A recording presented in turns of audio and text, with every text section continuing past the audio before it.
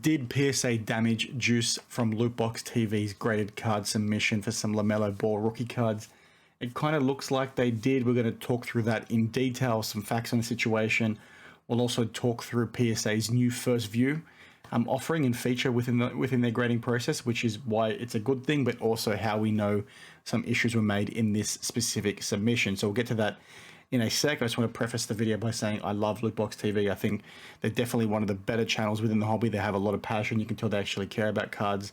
I love watching their unboxing. So to see something like this happen to them is not super nice. It's not nice to see it to happen to anyone, but these guys are definitely some of the good guys within the hobby, at least in my opinion. Now, if you're not aware what PSA's first view new feature is, I think this was established in the last maybe 10, 15 days, where essentially now when they submit, or when you submit your cards and they receive it as part of the grading process, the second they unpackage those cards, they scan your cards to basically give you an image on screen to do two things. Number one, to make sure that nothing happened, within the mail, the card wasn't swapped out or anything like that. Your actual card made it to them. But also the second reason, and probably most importantly, they basically do this so you can make sure the condition of the card received matches what you submitted, and no issues happen between when the card was received and then when the grading process actually occurred. Because in this specific instance, we've got these images, as you can see on screen right now, of the cards being scanned when they were first received, and then once the card's encapsulated, some issues have come to light, and this process from PSA has captured that. I think it's a good feature from PSA. I'll talk to that a little bit more later on. So as you can see on screen right now, this is a LaMelo Ball memorabilia auto, absolute basketball, $25.99. Card looks pretty clean for a thicker card stock. Obviously doesn't grade super well, but that's to be expected. But once it's slabbed, you'll notice something funny over here, and then also some black gunk over there. So it's a bit hard to see on camera, but you can see the white mark there. Juice from Lootbox TV does talk to this, and he does say it looks like it's between the slab and the card itself. So how does that make it into there? It's a bit strange. But then also some dark marking. It's a bit hard to see in my video, but on my screen, I should say. But if you check out the video, you'll see it a bit clearer. It looks like it's like a dirt on the card itself. Now, it's really good for PSA to, have this, because, this screenshot basically gives comfort now that something did in fact happen. So if you're trying to make a claim with PSA, you can go ahead and do that. The next card I'm going to show you is a lot worse than the first one, and I'll talk to my thoughts on that a little bit as well. I do also want to say that Juice didn't make this video to hate on PSA. Lootbox TV didn't make this video to hate on PSA. They just thought it was a bit interesting and wanted to flag it. He's not even sure if he's going to, put a claim in with PSA, because they are his PC cards. He wants to keep them. If you put a claim in, you basically lose it. So it's an open-ended discussion. This guy's not hating on PSA for the sake of hating on them. Now, the next card is the one that looks, pretty serious in my opinion, because this is another LaMelo Ball rookie, this time from Select Memorabilia Auto. Once again, 1 of 30, very nice looking card. This card, again, is not in perfect condition. You can see, in particular, this bottom right corner is where we sort of want to go. And it's a bit hard for you to see on camera, but there's a little bit of chipping there, and there's also a little bit of chipping there on the corner itself. Now, what was very interesting when Juice did get this back is the card basically had now a very noticeable crease in that same corner. Now, that is a very serious error from PSA, and it looks like somebody has essentially dropped the card in some capacity. Now, Juice does admit he didn't notice seeing that, when he sent the cards in. He could have missed it, right? But he also basically says, looking back at the original scan photo from when the cards were first received by PSA, you can't see that crease. Now, a bunch of people in the comments are talking about how that crease might actually be there and you just can't see it in the scan. That is, very much entirely possible. But again, it would be a bit strange for that to occur. And now, it's not out of the realm of possibility, but it is, again, pretty interesting. So essentially, it looks as though somebody from PSA has damaged this card and then basically sent it off for grading, and it means it's got, a pretty poor grade in the end. Now, again, a very upsetting situation to have this happen to you, right? If you've submitted your cards and it's not cheap, right? Even these days with the lower fees, it's still pretty expensive in the grand scheme of things. And to have something like that happen when you've seen it happen so much in the past, I think is a bit disappointing to see. I think this feature from PSA is fantastic. I think this is going to solve a lot of problems, and I think it's going to highlight some instances like this where cards do get damaged in the grading process. And there's been whistleblowers from people that have worked at SGC, CSG, PSA, BGS in the past that come out and say cards get damaged a lot more frequently than you think, and that's just because mistakes happen. People do make mistakes. Again, those things happen. So you don't want to hate on the business for that, but at the same time, you need to be doing better, especially when you're paying the kind of money that we're paying.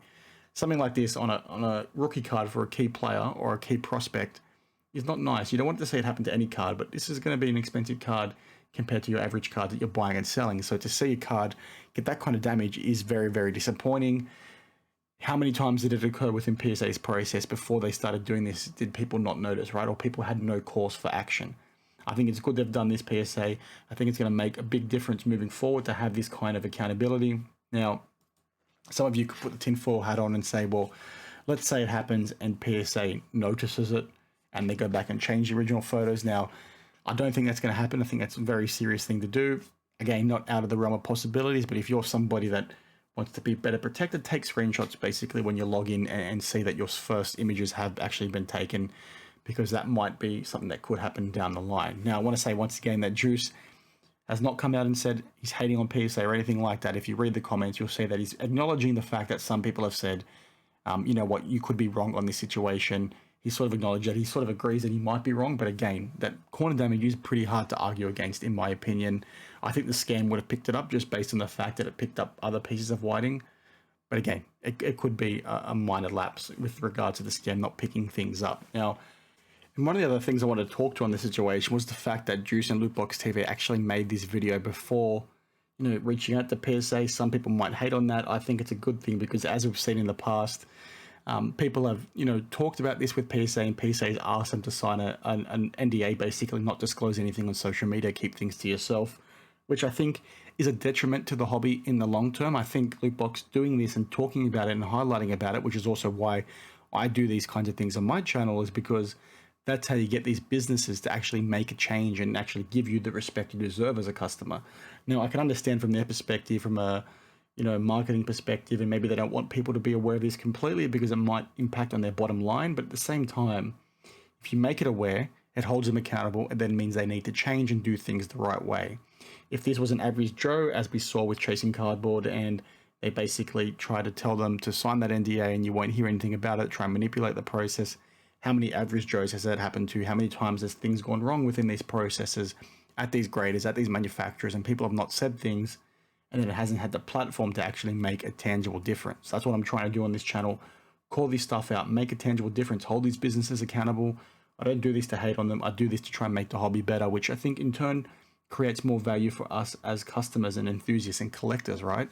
You want these businesses to be doing the best by you as a customer. So I'm so happy that they've made this video, and I think I said that in my comment on their video, that they put it out there because this is how we get tangible change. They are a very big channel, 80,000 subscribers. They get a lot of views. They add a lot of card shows. They're very prominent within the hobby. The fact that they're calling it out and not necessarily hating on PSA, but calling it out in the right way. Let's hope this makes a difference within the process. It's an interesting one. So let me know your thoughts on this. Let me know if you've seen anything like this yourself. We've seen over the years numbers of errors like this. I've talked about it many times on the channel. So it's good to see we've finally got an opportunity for people to say, you know what, my card actually came in. You've got proof that you scared my card. Now you basically can't say you didn't do anything wrong because your photographic evidence proves that you've done something wrong.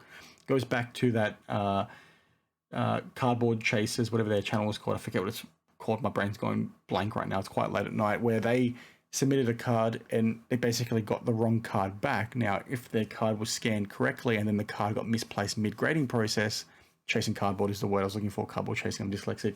But basically, they would have picked that up, right? Because they would have seen the incorrect card was either scanned at the very start of the process or, you know, it got lost mid-grade. And I think it's a really, really good thing. I think I'm keen to hear your thoughts on this down in the comments below, because I don't really see anything wrong with it. These are the kinds of things that we need within the hobby to make the overall process better for us as collectors. Now, my recommendation to you as an individual would still be to record your packages when you're submitting your cards for grading, to ensure them appropriately, to make sure that if you are recording it and you are packaging it, that box literally never leaves the frame, all these sorts of things. I know it sounds a bit pain in the butt to do, right? But that's the kind of stuff you want to try and do if you want to better protect yourself. I don't think there's anything else I want to talk to on the situation. Please check out their full-length video on the situation, because you'll hear them talk, and you actually hear them, like I said a bit earlier, not hate on PSA and basically talk through the process. They basically show off the rest of their LaMelo PC or Juice's PC for LaMelo Ball, which again is very interesting. I just thought this was, you know, like I said, a really good thing from PSA. but that's now highlighted a really big mistake they may have made within their process, which you can't begrudge them for. Yes, you can begrudge them for making the mistake, but you know what? This new policy they've implemented has shown that it works. It's picked up on this.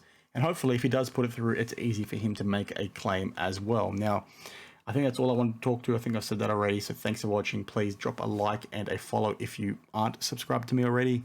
I appreciate all your support, and I'll see you in the next one. Cheers.